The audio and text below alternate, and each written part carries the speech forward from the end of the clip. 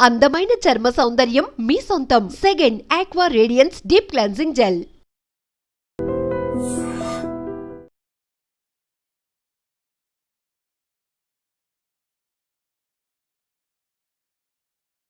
రామకృష్ణ అని ఎస్ఐ మంచిగా ఉంటాడు సార్. ఆ కుర్రాడు ఫోన్ చేసి, సార్ ఇక్కడ ఒక మర్డర్లా ఉంది, ఊరికి ఒక 500 మీటర్ల దూరంలో ఒక అతను చంపేసి ఉంది సార్, రండి సార్ అంటే నేను మా ఏఎస్పీ గారు, అప్పుడు ఎడిషనల్ ఎస్పీ గారు సార్, ఎడిషనల్ ఎస్పీ గారు మేము అక్కడికి వెళ్ళాం సార్. సీన్లోకి వెళ్ళి చూసాం సార్. చూస్తే అతను అనమాట మేల్ సార్, మేల్ సార్. అతను అదే గ్రామానికి చెందిన వాలంటీర్ నడింపల్లి హరినాథ్ అని చెప్పేసి వాళ్ళ అమ్మగారు పోల్చారు. అతని తల మీద ఏంటంటే సుమారు ఒక 4 దెబ్బలు చాలా గట్టిగా కొట్టున్నాయి, తల మీద మాత్రమే కొట్టున్నాయి.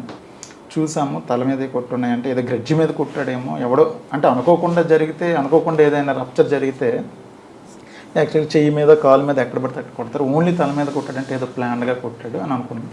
అట్ ది సేమ్ టైం ఏంటంటే అదే సీన్లో అతని లోవర్ ఏదైతే ఉందో అది సగం తీసి, కొండం కూడా సగం తిప్పిన కొండము, సగం కాల్చిన చుట్ట, జట్టు, తర్వాత ఒక మాసిపోయిన ఒక జాకెట్, గాజులు, ఇరిగిపోయిన ప్లాస్టిక్ గాజులు అన్నీ పడేసి ఉన్నాయి సార్.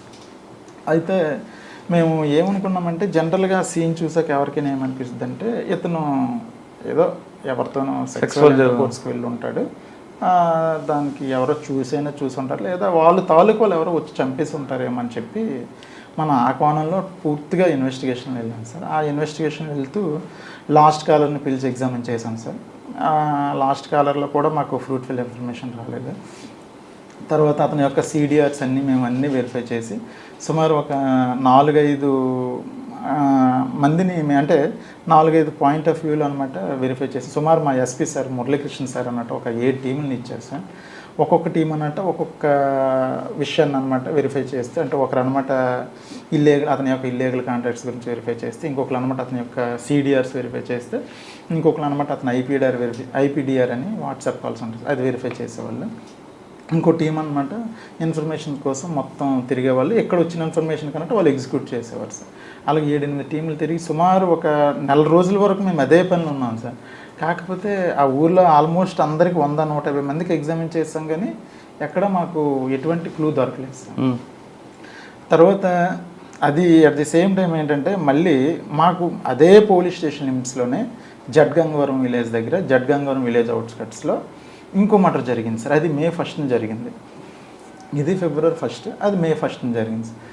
మళ్ళీ వేసవికాలం తర్వాత అనమాట 3 months అయింది, అప్పటికి ఇంకో మర్డర్ జరిగింది. సేమ్, అంటే తల మీద కొట్టుంది, ఫుల్గా తల మీద కొట్టుంది, ప్యాంట్ కొంచెం ఇప్పింది అంతే. అక్కడ మాసిపోయిన జాకెట్ కూడా ఒకటి దొరికింది. అయితే మేము అనుకున్నాం ఏంటంటే ఫస్ట్ ఆఫ్ ఆల్ ఆ మర్డర్ ఈ మర్డర్ ఒకటే చేశాడని అనుకుంటూ, కానీ ఎవరైనా సుపారీ గ్యాంగు ఎందుకో చేసి ఉంటారేమో, కానీ వీళ్ళకి చంపాల్సిన అవసరం ఏంటి అనే కోణంలో కూడా మేము ఇక్కడ డిసీజ్డ్ అన్నట్టు అదే గ్రామానికి చెందిన రుత్తల శివప్రసాద్ అని, అతను కూడా 23 years కుర్రాడు. అతను వాలంటీర్ కాదు సార్, అతను లారస్ కంపెనీలో పనిచేస్తున్నాడు. కుర్రాడు ఇతను వాలంటీర్ సార్, ఇతను కుర్రాడే. అయితే ఏం జరిగిందని మనం చూస్తే యాక్చువల్గా ఈ కేసులో ఏ విధంగా అయితే వీళ్ళ ఫ్రెండ్స్ అందరినీ తీసుకొచ్చామో అది ఆ కేసులో కూడా ఫస్ట్ కేసులో చేసిన మిస్టేక్స్ ఈ కేసులో మేము కొన్ని చేసుకోలేదు సార్. అంటే అందరినీ పిలిచాను అనమాట, అందరినీ ఇంట్రగేషన్ చేయడం, ఇన్వెస్టిగేట్ చేయడం మొదలుపెట్టాం సార్. అయితే ఎంతసేపు మనకి ఏ క్లూ దొరకలేదు సార్. అంటే మాకు తెలియదు. ఇప్పుడు వాళ్ళ ఫ్రెండ్స్ అందరికి తీసుకొచ్చాం, వాళ్ళ కాల్ డేటా తెచ్చాం, ఈ డిసీజ్డ్ కాల్ డేటా తీసుకొచ్చాం, అన్నీ తీసుకొచ్చాం సార్. ఎక్కడ మాకు అంటే ఎస్పీ సార్ అక్కడ నుంచి సపోర్ట్ ఇచ్చి మాకు ఐటీ కోర్ టీము ఒక ఎస్ఐని పంపించి మాకు అంత సపోర్ట్ ఇస్తున్నప్పటికీ మాకు ఎక్కడ క్లూ దొరకట్లేదు సార్. అయితే మా ఎస్ఐ గారు ఊర్లోకి వెళ్తే ఒక చిన్న ఇన్ఫర్మేషన్ వచ్చింది సార్. అది చిన్న ఇన్ఫర్మేషన్ ఏంటంటే ఆ చనిపోయిన అతనికి ఊర్లో ఇంకో 2 అనమాట చనిపోయిన ముందు రోజు 1,50,000 ఒక అతను, 50,000 ఒక అతను అప్పు ఇచ్చారనే విషయం తెలిసింది సార్. వాళ్ళని కూడా తీసుకొచ్చాం. వాళ్ళు కూడా ఈ డిసీజ్ యొక్క ఫ్రెండ్సే సార్. వాళ్ళు ఏంటంటే ఎందుకు బాబు మీరు అప్పిచ్చారంటే ఫస్ట్ ఆఫ్ ఆల్ వాళ్ళు ఏంటంటే సార్ అడిగాడు, మాకు 1-2 నెలల నుంచి అడుగుతున్నాడు, అడిగితే మేము ఇచ్చాం తప్ప మాకు ఇంకేం తెలియస్తారంటే, మరి ఆ డబ్బులు ఏం చేస్తారంటే ఎందుకో తెలియకుండా మీరు ఎందుకు ఇస్తారా బాబు అని వాళ్ళు మనం త్వరగా ఇంటర్గేట్ చేస్తే వాళ్ళు ఏం చెప్పారంటే లాస్ట్లో ఒక చిన్న క్లూ ఏం చెప్పారంటే, సార్ ఏదో వ్యాపారం చేస్తాడు సార్, వాడు వ్యాపారానికి అడిగాడు సార్, నీకు 2 రోజులు ఇచ్చేస్తాను అన్నాడు సార్. ఆ వ్యాపారం ఏంటో తెలియదు, 2 రోజులు తిరిగి ఇచ్చే వ్యాపారం ఏంటో మాకు అస్సలు తెలియదు సార్ అని వాళ్ళు చెప్తే మరి వాడికి ఇంకా ఎవరెవరు ఫ్రెండ్స్ ఉన్నారని మనం పర్టికులర్గా వాళ్ళని అడిగాం సార్. ఆ ఇద్దరు ఫ్రెండ్స్ కూడా ఏం చెప్పారంటే, సార్ ఇది యాక్చువల్గా వాళ్ళ ఫ్రెండ్స్ ఎవరో తెలియదు కానీ వ్యాపారం మాత్రం ఇక్కడ కొత్తపాలెం అని ఒక విలేజ్ ఉంది సార్. ఆ విలేజ్లో ఒక కుర్రాడు ఉన్నాడు, వాడితో చేస్తున్నాడేమని నా అనుమానం సార్. ఎందుకంటే ఒకరోజు వాడితో కొత్తపాలెంలో మాట్లాడాలి అన్నాడు. నా ఫోన్ ఇచ్చి మాట్లాడుకోరని ఆ డిసీజ్డ్కి చెప్పాను. చెప్తే ఆ డిసీజ్డ్ ఏమన్నాడంటే, ఒరే ఫోన్లో మాట్లాడకూడదు, ఏదైనా వెళ్ళి అక్కడికి వెళ్ళి మాట్లాడాలి, నీ బండి మీద నాకు డ్రాప్ చేయి అన్నాడు. అదేంట్రా డ్రాప్ చేయడం, ఫోన్లో మాట్లాడితే సరిపోదు కదంటే, ఫోన్లో మాట్లాడకూడదు, అది అంతే నీకు తెలీదు, నాకు డ్రాప్ చేయని చెప్పి దగ్గరుండి నాకు డ్రాప్ చేయమంటే నేను కొత్తపాలెం విలేజ్ వెళ్ళి నేనే ఆ ఇంటి వరకు డ్రాప్ చేసి వచ్చాను. నేను వస్తానంటే వద్దనేసాడు సార్. వెళ్ళిపోమంటే నేను రిటర్న్ అయిపోయాను సార్. బహుశా అతనితో చేసి ఉండొచ్చేమో సార్, ఇల్లీగల్ ఏదో బిజినెస్ అంటున్నారని మనవాడు చెప్పాడు సార్. చెప్తే ఎస్ఐ గారు నేను టీము ముందు ఆ కొత్తపాలెం విలేజ్ వెళ్ళాను సార్.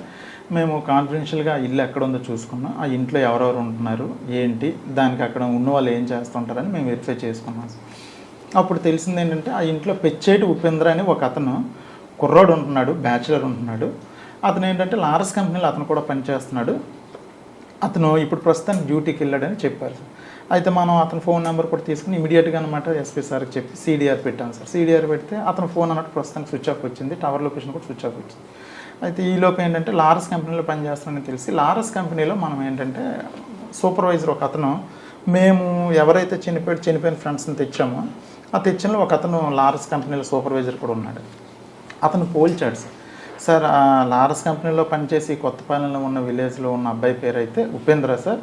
ఇతను కూడా నాకు కొత్తపాలెం నుంచి మా బస్సే ఎక్కి లారస్ కంపెనీకి రోజు వస్తుంటాడు. అతను 1-2 సార్లు మాట్లాడుకోవడం అయితే చూశాను కానీ అంత క్లోజ్ అయితే కాదు సార్. ప్రస్తుతానికి అతను డ్యూటీలో ఉన్నది లేదని కనుక్కొని చెప్తానని చెప్పి అతను లారస్ కంపెనీకి ఫోన్ చేసి కనుక్కుంటే లారస్ కంపెనీలో ప్రస్తుతానికి డ్యూటీలో ఉన్నాడని చెప్పారు సార్ మనకి. వెంటనే ఎస్ఐ గారు అని టీంని పంపిస్తే ఎస్ఐ గారి టీము అతను అనమాట డ్యూటీ మధ్యలోనే అక్కడ సెక్యూరిటీ గార్డ్స్ని అడిగి తీసుకొచ్చాం సార్. తీసుకొస్తూ మనం ఏంటంటే అతను మీద మనకు డౌట్ ఎక్కడ వచ్చిందంటే సార్, యాక్చువల్గా ఏదో ఇల్లీగల్ బిజినెస్, సీక్రెట్ బిజినెస్ చేస్తున్నాడు, దానికి ఈ డిసీజ్డ్కి లింక్ ఉంది. సో బహుశా ఈడైనా చంపి ఉండాలి, ఈడి తాలూకు ఇంకెవరితోనైనా చంపించి ఉండాలి ఆ 2 లక్షలు తీసుకోవడం కోసం అని మాకు అనిపించి అతను తీసుకొచ్చి రాగానే మా వెహికల్ ఎక్కించిన తర్వాత మాతో పాటు క్లూస్ టీము ఒక అబ్బాయిని కూడా, భర్త అయిన అబ్బాయిని కూడా పెట్టుకున్నాం సార్. అతను ఏంటంటే ఆ క్లూస్ టీమ్ అబ్బాయి, నేను, మా ఎస్ఐ గారు, ఇంకా నర్సీపట్నం రూరల్ భీమరాజ్ ఎస్ఐ గారు అందరం కలిసి అతన్ని పట్టుకొని వాళ్ళ ఇంటికి బయలుదేరి దారిలో మాట్లాడుతుండగా, నీకు అతనికి ఏంటి సంబంధం, నాకు ఆడ ఫ్రెండే కాదని చెప్పాడు sir. First of all friend కాకపోవడం ఏంటి, యాక్చువల్గా అయితే నీకు వాడికి నీకు సంబంధాలు ఉన్నాయి కదా, నువ్వు వాడి ఫ్రెండ్ అంట కదా, ఒకసారి నీకు అనమాట సో పర్సన్ని ఇంటి వరకు డ్రాప్ చేసేటట్టు కదా అని అంటే, సార్ ఆడ నాకు తెలుసు కానీ పూర్తిగా తెలియదు సార్, అప్పుడప్పుడు నాకు రూమ్ అడుగుతాడు సార్, రూమ్ అడిగితే నేను ఇస్తాను సార్ అని అన్నాడు. పొంతలేని సమాధానం. తర్వాత అలాగ మాట్లాడితే, సార్ ఒకసారి నాకు డబ్బులు అడిగాడు సార్, నేను అప్పు ఇచ్చాను సార్ అంటే, ఇంకా మళ్ళీ కంటిన్యూషన్ మాట్లాడితే అతను నాకు డబ్బులు ఇచ్చాడు సార్ అంటాడు. పొంతలేని సమాధానం. లాస్ట్కి ఏంటంటే ఒక మాట అన్నాడు, కాకపోతే నా కాల్ డేటా చూసుకోండి సార్, నా కాల్ డేటాలో ఎక్కడ అతనితో మాట్లాడినట్టు ఉండదు కదా సార్, మీరు నన్ను ఎందుకు సార్ తీసుకొస్తున్నారని చెప్పేసి వాడు తిరిగి మన మీద ఫైర్ అవ్వడం కూడా మొదలైంది సార్. అయితే యాక్చువల్గా మనం వాడిని తీసుకొచ్చిన తర్వాత వాడి ఇంట్లో ఎందుకైనా మంచిదని సెర్చింగ్కి వెళ్ళాం. ఈలోపు ఆ క్లూస్ టీమ్ అబ్బాయి అతను యూవీ లైట్ పెట్టుకుని అనమాట అన్ని బట్టలు వెతుకుతున్నాడు. అంటే బ్లడ్ మార్కులు ఏమైనా పడినట్లయితే ఉతికేసిన తర్వాత కూడా అవి మనకు కనిపిస్తాయని అతను చూస్తున్నాడు night. At the same time మేము కూడా ఏంటంటే ఇల్లంతా సెర్చ్ చేస్తున్నాం సార్. ఒక్కొక్కలం సెర్చ్ చేస్తుంటే ఒక తలగడలో 1,50,000 దొరికింది సార్. ఇది ఎక్కడదిరా అంటే, ఇది నాదే సార్, వాడిచ్చాడు సార్, వీడిచ్చాడు సార్, పొంతలేని సమాధానం. మళ్ళీ అలమారాలో 50,000 దొరికింది. ఒరే 2 lakhs దొరికింది ఎక్కడదిరా అంటే, వాడి జీతం 15,000, వాడు ఉంటున్న ఇంటి అది 4,000, అసలు 1,50,000 2 లక్షలు ఉండే అవకాశమే లేదు. తర్వాత ఆడి రూమ్ మొత్తంలో ఒక 4 జతల బట్టలు, ఒక మంచమే ఉంది. అలాంటి దగ్గర ఇంత డబ్బు ఎందుకు పెట్టుకున్నాడంటే, సార్ నాకు మా ఫ్రెండ్ ఇచ్చాడు సార్, వాడు ఇచ్చాడు సార్, చచ్చిపోయినాడు ఇచ్చాడు సార్, ఏవో చెప్తున్నాడు. ఇప్పుడు చచ్చిపోయినాడు ఇచ్చాడు 2 lakhs పర్లేదు, ఇంకో 75,000 కూడా అక్కడే దొరికింది. ఎవరెవరా ఈ డబ్బు అంటే, సార్ అది కాదు సార్, ఇది కాదు సార్, ఏవో పొంతలేని సమాధానం. అలా మనం ఇంటర్గేట్ చేసాము అది సార్. సో అప్పుడు చెప్తే అప్పుడు ఏంటంటే, ఫస్ట్ ఆఫ్ ఆల్ వాడికి అర్థమైపోయింది ఏంటంటే, వీళ్ళు నన్ను కనిపెట్టేశారు, అందుకే ఇంటికి తీసుకొని సెట్ చేశారు, డబ్బులు కూడా దొరికేసాయి. అట్ ది సేమ్ టైం ఏంటంటే నా బట్టలు కూడా వెతుకుతున్నానంటే బ్లడ్ స్టెయిన్స్ ఏమైనా దొరికేస్తాను నేనని వాడికి అర్థమైపోయింది సార్. అర్థమైపోయిన తర్వాత వాడు ఏం చేశాడంటే నెక్స్ట్, సార్ అంటే ఇవన్నీ కూడా ఉన్నట్టు అప్పు అడిగాను తప్ప నాకు ఆయనకి ఎటువంటి సంబంధం లేదు, అది నాకు అప్పు ఇచ్చాడని చెప్పాడు. అప్పు ఇస్తే మిగతా 75,000 అంటే సార్ ఇంకో ఫ్రెండ్ అప్పు అడిగాను కొంత లేని సమాధానాలు. మనం ఏం చేసామంటే సార్ లాస్ట్కి, సరే ఏ ముద్ర బాబు, సరే మాకు ముద్ద ఇది అంటే చనిపోయిన అతనిది సెల్ ఫోన్ పోయింది సార్, సెల్ ఫోన్ కూడా మిస్ అయింది, అది తర్వాత చెప్తాను సార్. వాడు సీన్ కూడా డైవర్ట్ చేస్తాడు ముద్ద. అయితే సెల్ ఫోన్ పోయిందిరా బాబు, మాకు ఆ సెల్ ఫోన్ ఇచ్చే చాలు, నీకు మేము సేవ్ చేస్తాం అని మన పోలీస్ స్టైల్లో కొంచెం అంతవరకు గట్టిగా మాట్లాడి బొజ్జగించే స్టైల్లో మాట్లాడితే కొంచెం నమ్మాడు సార్. నమ్మి సెల్ ఫోన్ ఒకటి ఇస్తే సరిపోద్ది కదా సార్ అంటే, ఆ సెల్ ఫోన్ ఒకటి ఇస్తే సరిపోద్ది అని, సెల్ ఫోన్ సో ప్లేస్లో నూతిలో ఉంది సార్, పదండి సార్ చూపిస్తానని వాళ్ళు ఇంటి ఎదురుగున్న నూతిలోనే పడేశాడు సార్. మనం ఇంటి ఎదురుగున్న నూతిలో పడేసరికి మనం నూతిలో నీళ్ళన్నీ తోడించిన తర్వాత సెల్ ఫోన్ ఎవరిదైతే చనిపోయాడు కుర్రోడు ఆ సెల్ ఫోన్ రికవర్ చేసిన తర్వాత మేము కూడా నమ్మాను సార్. ఎస్ ఈడే చేసింది కన్ఫర్మ్ అయ్యి అప్పుడు స్టేషన్కి తీసుకొచ్చి, బాబు ఎలా చేసావు ఏంటి ఒకసారి చూపిస్తావా అదేనంటే అప్పుడు చూపించాడు సార్. అంటే వాడు ఆ ఊరికి జడ్గంగవరం విలేజ్కి 1 km దూరంలో, మేమంతా రోడ్డు మీద తిరిగి వెళ్తే 1.5 km ఉంటుంది, వాడు షార్ట్ కట్లో నడుచుకుంటూ తీసుకెళ్ళిపోయాడు. ఆ ప్లేస్ తీసుకెళ్ళి ఇలా కూర్చున్నాడు సార్, ఇలా కూర్చుంటే ఇలా చంపేశాను సార్ అని నీట్గా ఎక్స్ప్లెయిన్ చేసి సీన్ అంతా రీకన్స్ట్రక్షన్ చేస్తే అప్పుడు కన్ఫర్మ్ చేసుకుని మా ఆఫీసర్స్ డిఎస్పీ గారికి ఎస్పీ గారికి కన్ఫర్మ్ చేసి. ఎందుకంటే చంపాడు అసలు సార్ యాక్చువల్గా ఏంటంటే వాడుదాకా మోటివ్ సార్, ఆ మోటివ్ చాలా డిఫరెంట్. అంటే నేనైతే ఎప్పుడు చూడలేదు సార్ ఆ మోటివ్, అలా ఉంటుందని కూడా నేను ఎక్స్పెక్ట్ చేయలేదు. వాడికి డబ్బులు కావాలి సార్. వాడు యాక్చువల్గా ఫస్ట్ ఎవరికైతే చంపాలనుకుంటాడో వాడితో ఫ్రెండ్షిప్ చేస్తాడు సార్. ఫ్రెండ్షిప్ చేసి అంటే ఫస్ట్ ఆఫ్ ఆల్ ఏంటంటే వీడు లారస్ కంపెనీలో పనిచేసేవాడు సార్ ముద్దయ్య. ఆడేంటంటే లారస్ కంపెనీలో ఎవరైతే పనిచేస్తారో వాళ్ళ దగ్గర కొంచెం ఉండి ఎవరికైనా డబ్బుల మీద ఆశ ఉన్న వాళ్ళని సెలెక్ట్ చేసుకుంటాడు సార్. సెలెక్ట్ చేసుకుని ఎవరికైతే డబ్బుల మీద ఆశ ఎక్కువ ఉందో వాళ్ళ దగ్గరికి అంటే సింపుల్గా వెళ్ళి ఒక చిన్న లైన్ వదులుతాడు సార్. నాకు మంచి ఏజెన్సీ వాళ్ళు తెలుసు, లిక్విడ్ బిజినెస్ నాకు ఐడియా ఉంది, లిక్విడ్ బిజినెస్ ఒకవేళ చేస్తే 1 lakh 2-3 daysలో 3-4 lakhs వచ్చేస్తే, లిక్విడ్ గాంజా బిజినెస్ 3-4 lakhs వచ్చేస్తే నాకు అవతల పార్టీ వాళ్ళకి తెలుసు, మీరు అంటే డబ్బులు అరేంజ్ చేసుకుంటాను, నేను పార్ట్నర్షిప్ అవతలని పిలిపిస్తాను, మీరు అనమాట డబ్బులు తీసుకొస్తే గంజా తీసుకొస్తే మనం అన్నట్టు పార్టీ వచ్చిన తర్వాత మళ్ళీ వేరేస్తాడు. అవతల ఎవరైతే ఇంట్రెస్ట్గా ఉన్నారో వాళ్ళు వచ్చి ఇన్ని అప్రోచ్ అవ్వడమో లేకపోతే ఏదో అయితే ఫ్రెండ్షిప్ చేస్తూ ఇంకేంటంటే సార్ మళ్ళీ ఏం చేస్తాడంటే వాడు, నేను ఫ్రెండ్షిప్ చేస్తున్నంతసేపు మీ పేరెంట్స్కి ఎవరికి చెప్పుకో, ఎందుకంటే నేను దొరికిపోతే నువ్వు దొరికిపోతావు, సో నాకు ఫోను చేయకు, మీ పేరెంట్స్కి ఎవరికైనా చెప్పావు అనుకో, నువ్వు దొరికిపోతే నేను దొరికిపోతాను, మీ పేరెంట్స్కి మీ ఫ్రెండ్స్కి ఎవరికి చెప్పకూడదు, చెప్తే నేను అనమాట నేను దొరికిపోతానని చెప్పి, అంటే ఎవడైతే చచ్చిపోతాడు డిసీజ్డ్కి అనమాట ఈడొకడు ఫ్రెండ్ ఉన్నాడని చెప్పి వాళ్ళ పేరెంట్స్కి కానీ ఫ్రెండ్స్కి కానీ ఎవరికి తెలియదు. అట్ ది సేమ్ టైం ఏంటంటే ఫోన్ కాల్ డేటాలో కూడా ఎక్కడ వీడికి వాడికి ఫోన్ కూడా మనకి ఎక్కడ కనెక్ట్ అవుతుంది. చాలా తెలివిగా ప్లాన్గా వాడితో చాలా అద్భుతమైన ఫ్రెండ్షిప్ చేస్తాడు సార్. ఫ్రెండ్షిప్ చేసి ఒక ఫైన్ డే ఏంటంటే డబ్బులు అరేంజ్ చేసుకోమంటాడు. డబ్బులు అరేంజ్ చేసుకున్న రోజు డబ్బులు అరేంజ్ చేసుకున్న ఒక 4 రోజుల ముందే ఏ ఊరైతే వాడిది ఉంటుందో ఆ ఊర్లోనే ఎక్కడైతే లోన్లీ ప్లేస్ ఉంటుందో ఆ లోన్లీ ప్లేస్కి డిసీజ్ని తీసుకెళ్ళమని చెప్తాడు సార్. ఎందుకు, ఇక్కడైతే గాంజా వాళ్ళు వస్తారు, సీక్రెట్గా ఉండాలి, 3వ కంటికి తెలియకూడదు, అది మీ ఊరు దగ్గరలో పెట్టుకుంటేనే బెటర్ అని అంటాడు సార్. ఆలూరు దగ్గరలోనే పెట్టుకుంటారు, ఆలూరు దగ్గరలోనే డిసీజ్డే అమాయకంగా చూపిస్తాడు, ఈ ప్లేస్ అయితే గాంజా బిజినెస్ అయితే ఎవరు రారు అని.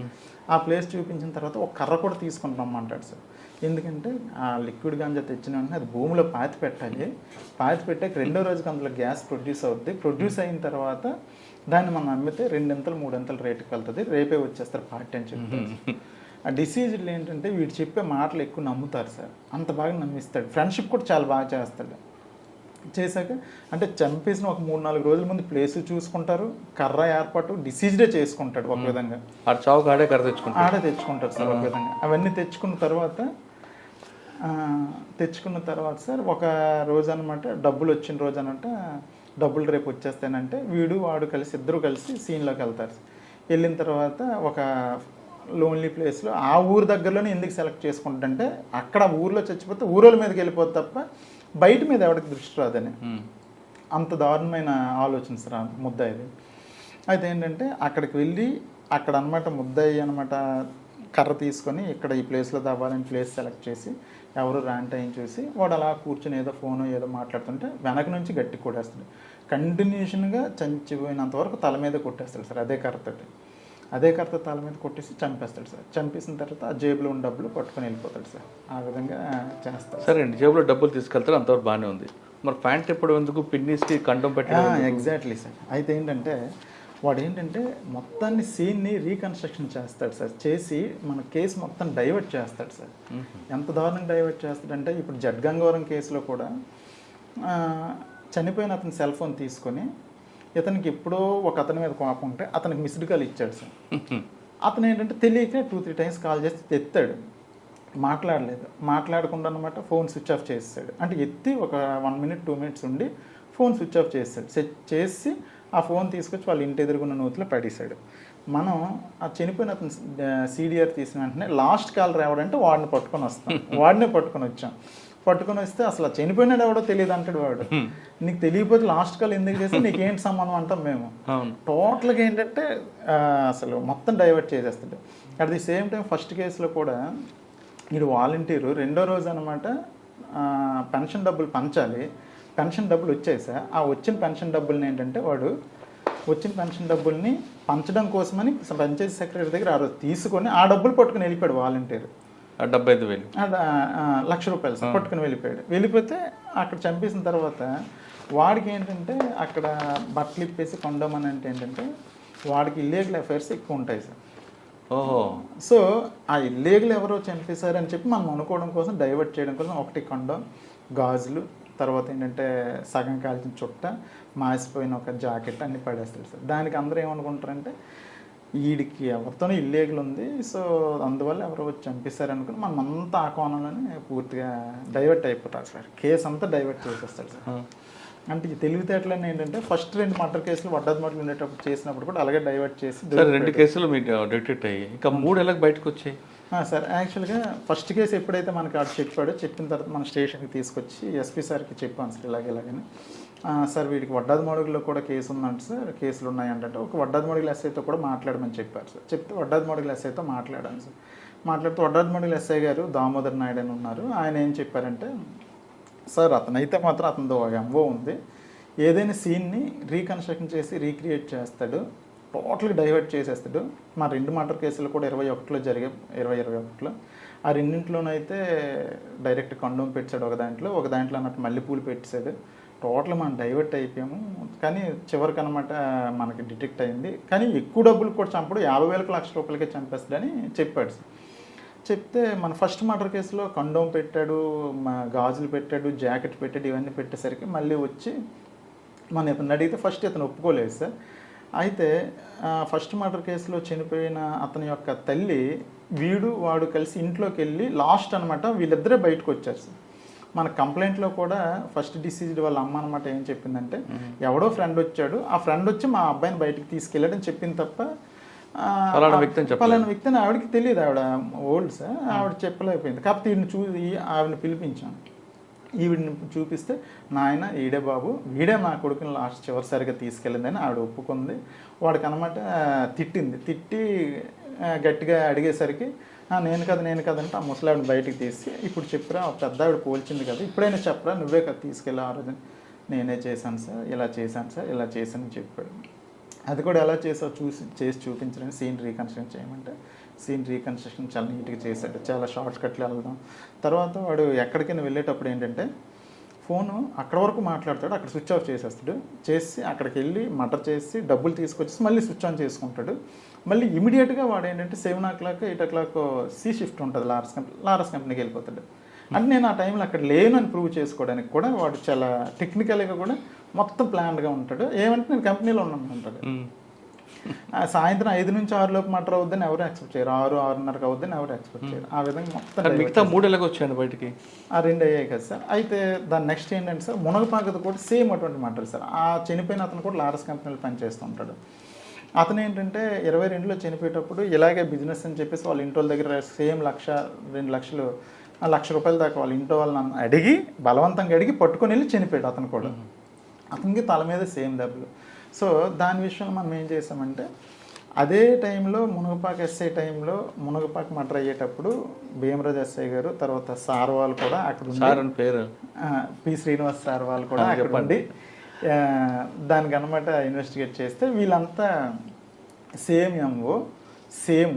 సో ఒకసారి దాని గురించి కూడా అడగండి అంటే దాని గురించి కూడా అడిగితే మేము అప్పుడు ముందు ఎక్కడ ఉండేవాడు అంటే అనకాపల్లి ఉండేవాడిని, ఎక్కడ చేసేవాడంటే ఆర్ఎస్ కంపెనీలో చేసామంటే మరి నీకు అక్కడ తెలుసు అంటే తెలుసు సార్ ఫ్రెండ్ అంటే మరి వాడికి నీకు సంబంధం ఏంటంటే కొంచెం గట్టిగా అడిగితే వాడు ఏంటంటే సేమ్ ఎంఓరా అంత తెలిసిపోయింది, అంత సీసీ కెమెరాలు అన్నీ క్లియర్గా కనిపిస్తున్నాయని మనం కొంచెం గట్టిగా మాట్లాడితే అప్పుడు అది కూడా కన్ఫ్యూజ్ చేసి ఒప్పుకున్నాడు సార్. ఆ విధంగా 3 మర్డర్లు ఒప్పుకున్నాడు సార్. 3 5 అండి 3 మర్డర్లు సార్. ముందు 2 మర్డర్లు చేస్తాడు సార్. సార్ ఎందుకు చేస్తున్నాడండి ఈ విధంగా? వీడు యాక్చువల్గా సైకోవా? సైకో కాదు సార్, చాలా తెలివైనడు. డబ్బు పిచ్చి సార్ వాడు. అంటే 1,00,000 రూపాయలు ఉంటే ఎవరినైనా చంపేస్తాడు సార్. ఈ డబ్బులు తీసుకుని ఏం చేసేవాడు? ఈ డబ్బులు తీసుకుని జల్సా చేసుకోవడమే సార్. సార్ తర్వాత ఇంకోటి ఏంటంటే ఫస్ట్ 2 మర్డర్ కేసులు జైలుకి వెళ్ళాడు సార్. అప్పుడు వాడికి బెయిల్ మీద రావడానికి ఖర్చు అయింది, లాయర్ ఖర్చులని అదేవిధంగా మిగతా ఖర్చులు కూడా అయ్యాయి సార్. తర్వాత ఆ ఊర్లో వాళ్ళు కూడా వెలివేస్తారు సార్ వాళ్ళకి. వాళ్ళు ఉంటే ఊర్లో వాళ్ళకే ముందు చంపినప్పుడు కూడా ఇద్దరికి ఫ్రెండ్స్ ఊర్లో వాళ్ళకే చంపిస్తాడు. అందువల్ల ఏంటంటే బయట ఏదైనా అంటే రూమ్ తీసుకుని ఉండడానికి వాటికి ఆ ఖర్చులకి ఫ్యామిలీ లేదా వాడికి పేరెంట్స్ కానీ ఉన్నారు సార్, తల్లిదండ్రులు ఉన్నారు. బట్ ఏంటంటే వాళ్ళు కూడా ఏంటంటే వీడు ఊర్లోకి వస్తే ఎవరైనా చంపేస్తున్నాడని వాడిది వడ్డాది మోడుగుల మండలం జంపిన విలేజ్ సార్. పెళ్లి కాలేదా? పెళ్లి కాలేదు సార్. వాడు ప్రస్తుతానికి జైల్లో ఉన్నాడు సార్. సార్ ఆయన మళ్ళీ బయటకు వచ్చి మళ్ళీ నేరం చేయకుండా ఏం చేశారు మరి? సార్ దానికి మేము ఏం చేసామంటే సార్ మా ఆఫీసర్స్ కూడా దానికి ఇమీడియట్గా ఛార్జ్షీట్ ఫైల్ చేసండి, వాడు బయటకు వస్తే ఇబ్బంది అవుతుంది కాబట్టి ఛార్జ్షీట్ ఫైల్ చేసి వాడు జైల్లో ఉంటుండగానే ట్రయల్ కండక్ట్ చేసి కన్విక్షన్ పెడితే వాడు డైరెక్ట్గా అన్నట్టు కన్విక్షన్ అవుతాడు. అయిన వల్ల ఏంటంటే మళ్ళీ బయటకు వచ్చే అవకాశాలు తక్కువ ఉంటాయని మొన్న డీజీ సార్ కూడా ఏబిసిడి అవార్డు ఇచ్చినప్పుడు అదే ఇన్స్ట్రక్షన్స్ ఇచ్చారు. ఇమీడియట్గా ఛార్జ్షీట్ ఫైల్ చేయండి అంటే ఆల్రెడీ ఫైల్ చేస్తున్నాను సార్. నేను ఇటు వచ్చేసాను, అక్కడ మా సక్సెసర్ వచ్చి ఫైల్ చేస్తున్నారు సార్. అచ్చా సార్, మీరు ఎక్కడి నుంచి ఎక్కడికి వచ్చారు? నెక్స్ట్ నర్సీపట్నం నుంచి ఎల్లుండిపేట వచ్చాను సార్. వచ్చి 2 months అవుతుంది సార్. ఇక్కడే ఉందండి ఇక్కడ ప్రస్తుతం అంటే ఒకప్పుడు నక్సల్స్ ప్రభావం ఇప్పుడేం లేదా? ఇప్పుడు కొంచెం తగ్గింది సార్. ఏదైనా కొంచెం తగ్గింది ఉందా అంటే ఉందని అనుకుంటున్నాను సార్. నేనైతే ఇంకా నేను వచ్చి 2 months అయింది అనుకుంటున్నాను సార్. ఉందని సార్. ఇటువంటి అవార్డులు తీసుకున్నప్పుడు ఏమనిపిస్తుంటారు సార్? యాక్చువల్గా ఏంటంటే అసలు first of all DG sir చేతుల మీదుగా తీసుకోవడం అనేది అంటే మా అవార్డు మా ఎస్పీ మేడం దీపిక మేడం గారు మమ్మల్ని సెలెక్ట్ చేసి పంపిస్తే వాస్తవంగా అయితే వస్తుందో రాదో మేడం గారు మా మీద అభిమానం కొద్ది పంపించారు, కానీ వస్తుందో రాదని మాకు కూడా కొంచెం ఒక అంటే అంత ఆశ అయితే ఉంది. వస్తే హ్యాపీ, కాకపోతే వస్తుందో రాదని ఒక చిన్న దీనిగా ఉండేది. రావడం వల్ల అయితే చాలా హ్యాపీ సార్. హ్యాపీ ఏంటంటే స్టేట్ వైడ్ మేము ఎవరనేది తెలిసింది. అట్ ది సేమ్ టైం అయితే మా ఊర్లో కూడా తెలిసింది. మా నాన్నగారు అయితే ఈ ఫోటో చూసి ఫ్రేమ్ కూడా కట్టించుకొని లోపల పెట్టేశారు ఆల్రెడీ. అంటే ఆయన గొప్ప ఆయన అలా ఫీల్ అయ్యారు సార్. ఓకే.